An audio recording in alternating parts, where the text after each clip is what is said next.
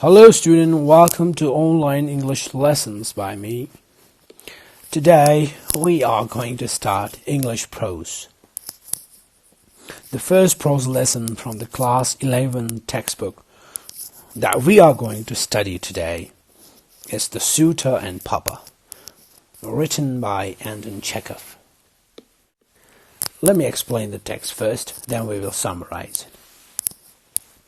The prose starts in the very first paragraph with the main character of this prose, that is Pyotr Petrovich Milken, who was attending a summer party with his friends, and while in the party he was being asked by one of his friends about that when he is throwing his own steak party, his steak party. So when he heard this question from his friend, he was surprised, and Pyotr asked him that where did he heard that he is getting married.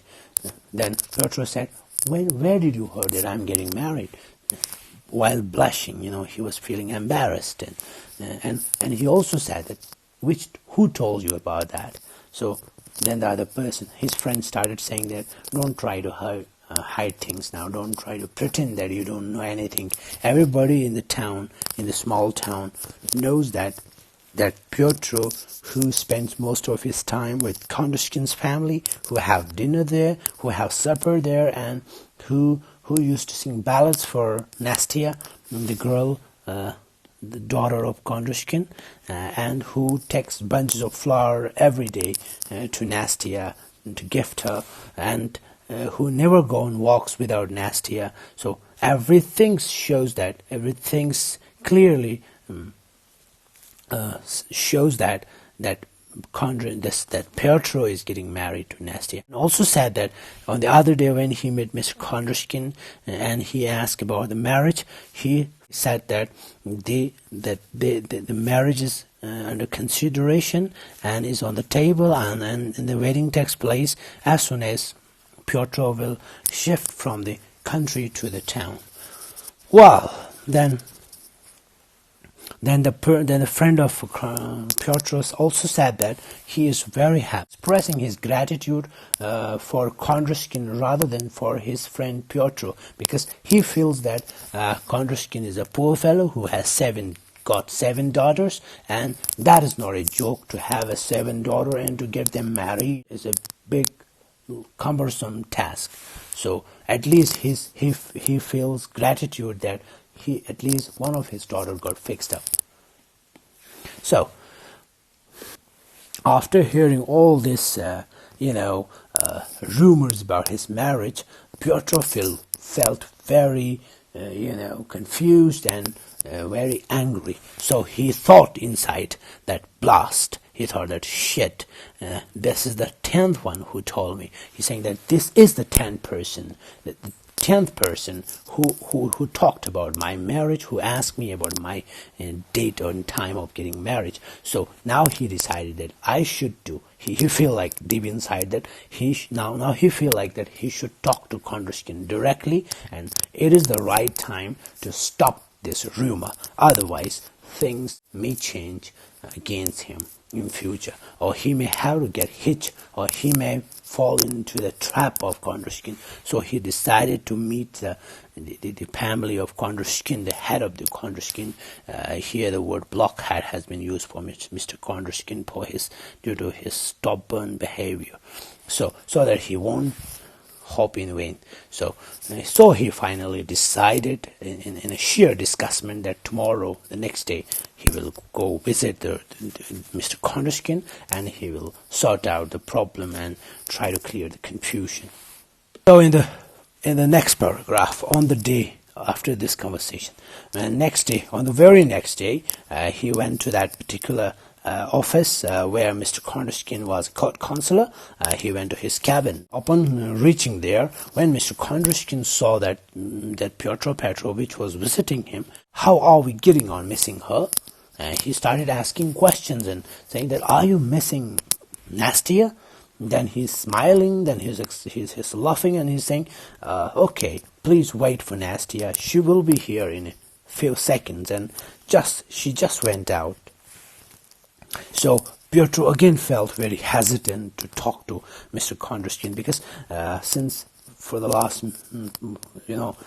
season he's been having a great time and a cordial time with the family of Kondrashkin, and they have really helped him and they have treated him well, so he couldn't bring himself to talk flatly or rudely to Mr. Kondrashkin. As a matter of fact, he was feeling a bit hesitant and shy, so he was just trying to find out a reason or an occasion to talk about the subject matter that is about his marriage. So as a matter of fact, he just tried that. He said that, well, sir, I haven't come to see your daughter Anastasia Karolona, mumbled that, but he was talking very hesitantly, so scratching his eyes. He was feeling very difficult, finding it very difficult to express his uneasiness and his unwillingness to marry Nastia. So on the same topic. So he somehow tried like this. He said that, say, sir, I have come to see you, sir. I have come to see you. I didn't come to see Nastia. There's an important issue that I wanted to discuss with you. I have got something. I need to tell you. Kondrashkin didn't understand what the young fellow wanted to discuss. So he just with a wink, he just said, what is your intention to talk about? So he is again laughing. He is expressing his boisterous laugh, and he's saying, why you're so flustered? He just flatly asked the young fellow that, why you're so confused? Why you're so feeling uneasy? Come on, why you're so uncomfortable? Just come to the point. Just straightly tell me, what do you want to discuss?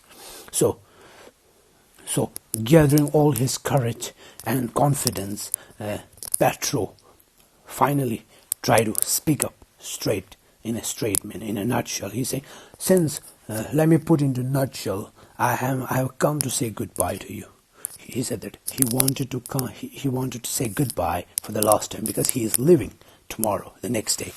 So when Mr. Kondrashkin heard that Piotr is leaving, he got dumbfounded and he got very angry, and he said, what, how do you mean leaving? He said he got shocked, and he started asking rudely that how you would say that you are leaving. He's just leaving. And so he's again asking his permission, that permit me to thank you for all cordial hospitality. He's excusing from Kondrashkin for all his trouble that he has caused to the family, and he's thanking them for the well treatment and all that the family has given him, and he again expressed that he shall never forget the moment which he has spent with the family of Kondrashkin. But then he was interrupted by Kondrashkin, and he said, allow me. He interrupted, and he said, let me tell you. He just expressed his unpleasant expressions, feelings about his leaving suddenly. So he said, I didn't understand you. Piotr didn't understand that. So he again said, I don't understand how I am evading the issue. So Kondrashkin just sat there, started telling him that he has been visiting his home, eating together, drinking and chatting with his girls all the time, morning, evening and night, and then suddenly he's saying that he's leaving. I didn't make any kind of advancement myself.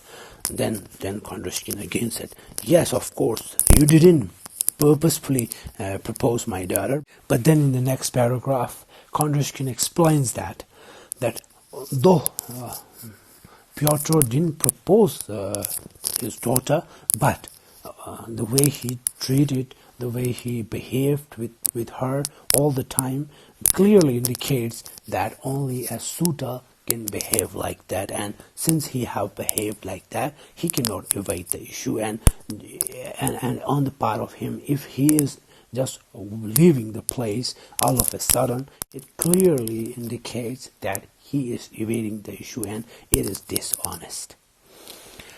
Then Piotr in the next paragraph try to express and try to praise Kondrashkin's daughter, saying that Anastasia Karolina is a very nice young lady, I respect her. He's saying that he respect her for her quality and attributes, but he could not, and he's also saying that he could not wish for a better wife than Anastasia.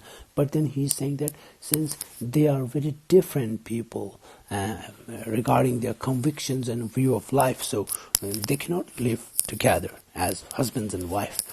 So in the next paragraph, Kondrashkin, after hearing that, he started saying, is that the reason? Is that the only reason you don't want to marry Nastia? Then he started saying that Piotr is a very young and inexperienced person who doesn't know, who wants to get everything in perfection. And he's saying that since perfection is nowhere to be found, it is the human experience and human effort, of consistent effort to make perfection. So he's saying that nobody has ever been created perfectly. So it is the thing. He has given him a beautiful example that when a road is built, constructed, it is not smooth at the beginning. It gets smoother, it gets better after the usage, then it becomes better. So he's saying that it's only the experience which makes things better, which brings better confidence. He's saying that since if Nastia and Piotr don't have similar views and similar conviction, it doesn't matter. With the passage of the time, those differences shall vanish, and they will get more closer and they will understand each other. That's a very easy thing. When Piotr heard this, he realized that Kondrashkin is dead eager, is very interested to fix his daughter's marriage with Piotr. So he realized that it is the correct time to evade the issue. So he started to producing more excuses. He's saying that, well, sir, that may be true, but Anastasia, your daughter, is such an wonderful person, and which for whom I don't feel myself very worthy enough. Then Kondrashkin is saying, just rebuking him and saying that, oh, that's rubbish, you are such a wonderful person. Then Piotr tried to produce a series of lies and pretensions and excuses to avoid the marriage proposal. So the first excuse that he produced is that, sir, you don't know all about my shortcomings. First shortcoming is that he's saying that I'm a poor person. Then which Mr. Kondrashkin flatly rejected, saying that you are drawing salary, you have a job, and so you are not poor. Then the second excuse that Mr. Piotr is producing is that saying that I'm a drunkard. He's saying that, sir, I'm a drunkard also. I drink a lot. Then Mr. Kondrashkin is flatly rejecting, saying, oh, nothing of the kind, that he has never seen Piotr drinking alcohol. And Kondrashkin made gestures of denial. He didn't accept that thing. And then Piotr says, sir, I go on drinking bout. I have a hereditary vice, saying that it's in my genes. Kondrashkin is saying, I don't believe it. He's saying that you're such a nice young boy. I never saw you drinking, so I don't believe it.